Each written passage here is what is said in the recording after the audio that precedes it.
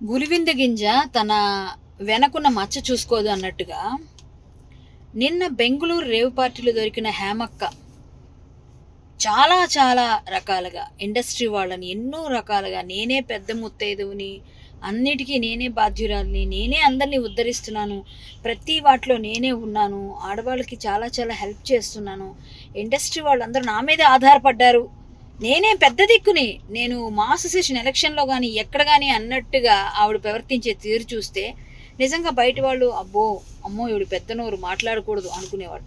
ఎవరిని వదలకుండా పిచ్చి పిచ్చిగా అందరినీ ఏదో విధంగా గొడవలు చేస్తున్న ఆమె చేసినవన్నీ మనం చూసాం.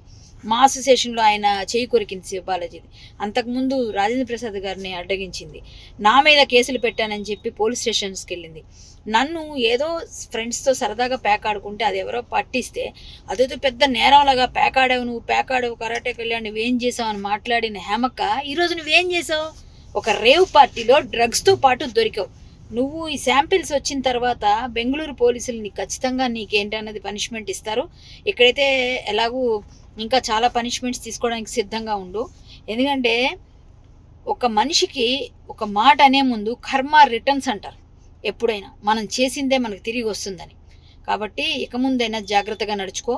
దేవుడి దయ వల్ల నీకు ఆ డ్రగ్స్తో ఏ సంబంధం లేకుండా, నీకు ఏ శాంపిల్స్లో ఎటువంటి ఇది లేకుండా నువ్వు ఉండాలని నేను మరొక్కసారి దేవుణ్ణి కోరుకుంటున్నాను. Good luck.